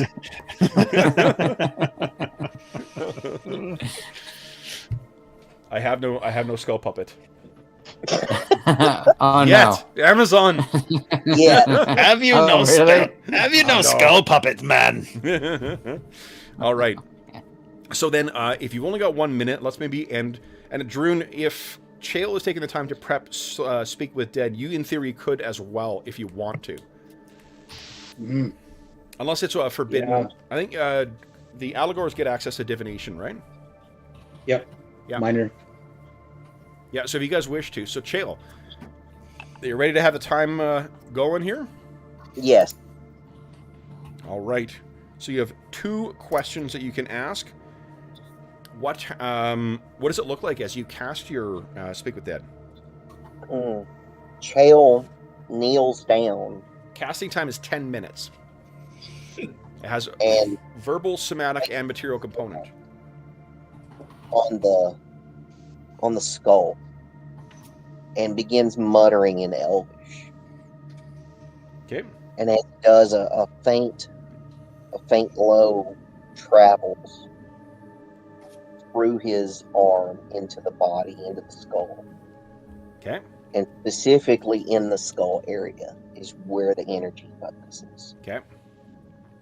And he concentrates and prays and reaches out through the nether realms and says,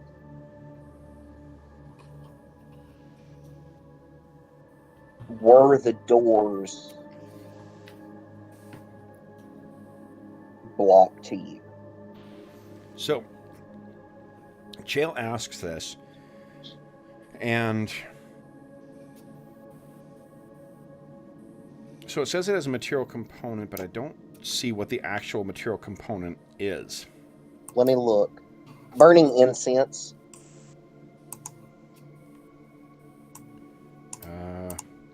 The priest needs holy symbol and burning incense in order to cast the spell upon the body remains. Oh, perfect. Okay, so it smells like the sweet but potent elvish herbs made from something from deep in a forest, and the whole charred, even in the midst of this charred cabin, the smell of these things still fills everyone's nostrils. And then you hear kind of a low, choking sound as a voice comes. And your question once again was,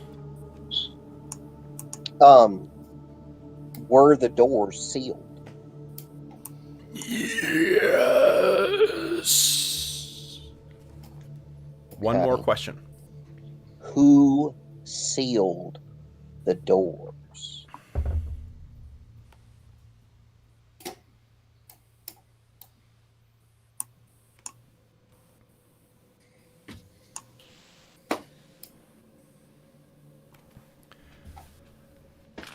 My murderer. Jeez. Cheater. I didn't say that.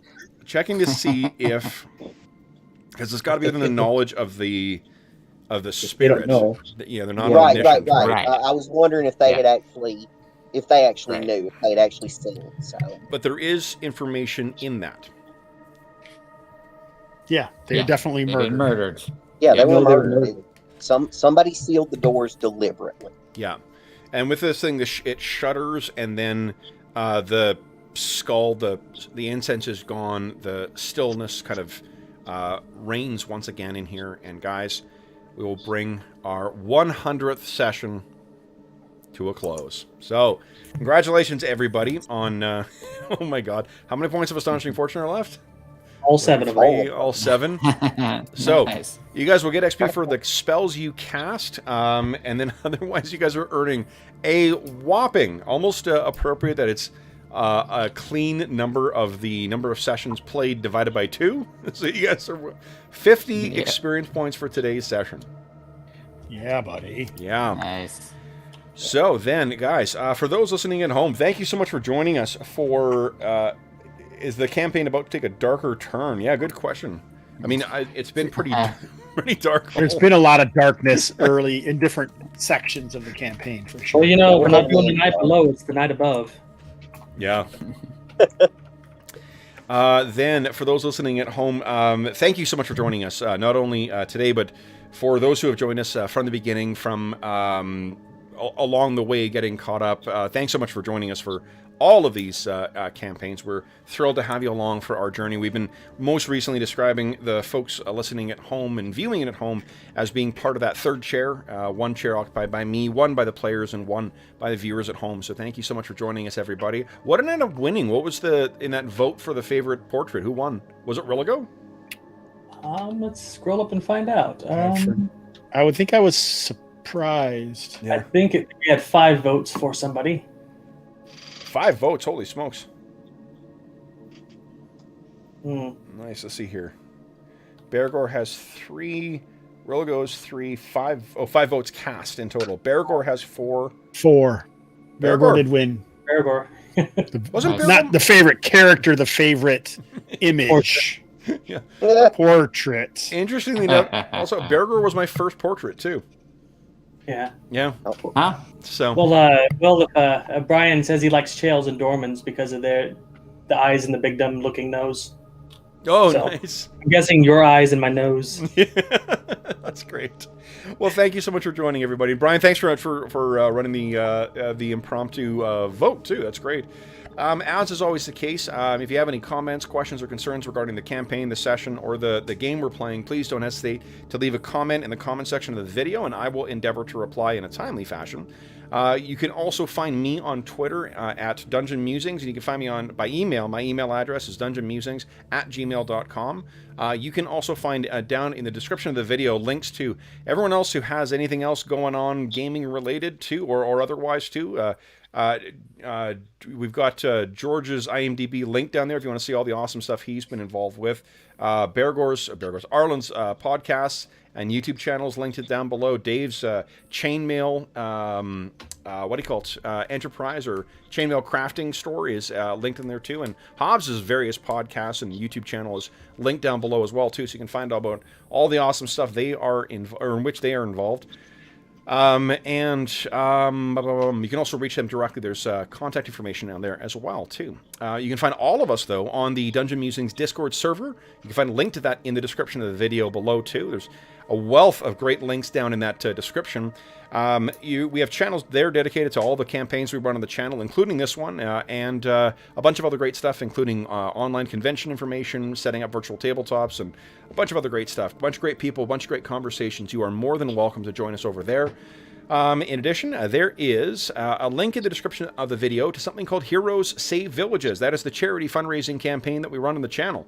It benefits the SOS Children's Villages International Charity, a really terrific organization active in over 130 countries that benefits over 80,000 orphaned and abandoned children from around the world. And from now until April 1st, for every $25 Canadian that you donate, you'll get one chance to win the grand prize in our first charity raffle.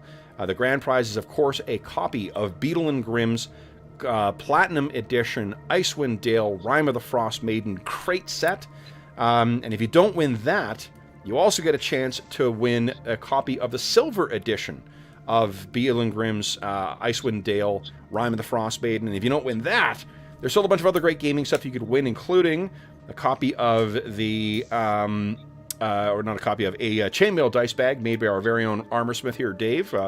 A very cool dice tray made by our buddy Andrew.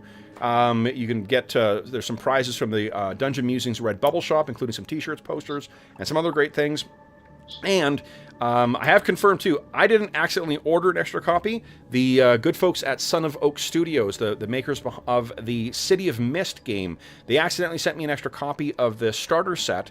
So I'm going to be donating that to the prize as well, too. So you'll get one of the other prizes is a copy of their outstanding City of Mist games starter set, and it's really good. If you've seen, or we ran one session of it on the channel, that was using some material from the original starter set. This one's even better. It's fantastic, and if you plan on running the game on Roll20, all the contents from that are found on the Roll20 channel, or Roll20 product as well too. So if you're like me and like having some digital and some physical, it's nice to have both of those. So bunch of great prizes, a bunch of great opportunities to win some stuff, and most importantly, to help out some kids who could really use some help. This past year has been difficult for everybody, and kids who were already suffering from a difficult set of circumstances, certainly life didn't get easier for them. So, and speaking of the donations too, to date we've raised almost $1,800 from the start of the year. Once again, an enormous thank you to everybody who has donated so far. As is always the case, I keep saying that this is the case, but I am truly humbled by the generosity of the players, the viewers, and anyone else who has donated to the Heroes Save Villages campaign. We have a little way of saying thank you as well, too. If you go to the Charity Initiatives tab or channel on the Dungeon Musings YouTube or Discord server, this weekend I'm going to be setting up the newest vote or whatever for you to vote for what our next charity session is going to be. We just wrapped up our first part of a Savage Rifts game, our Savage Rolls Rifts last weekend, which was really a lot of fun. We're going to finish that up this coming month, or this month. But you get to vote for our next game, which will be our next charity game, which will be in April. So if you have donated thus far, or if you're going to between now and April 1st, be sure to click on over to the Charity Initiatives tab. And cast your vote so you can help decide what game we're going to play at our next charity session.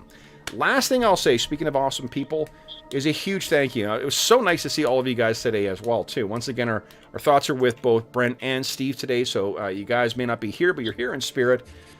Dave, Arlen, John, Jeff, Hobbs, George, Will, thank you so much for playing so much AD&D with me. This has been a terrific way to spend the last 300 hours. So thank you guys. I look forward to many more. Same. Great seeing everyone tonight. I'm glad we could show up for the 100th session. Absolutely.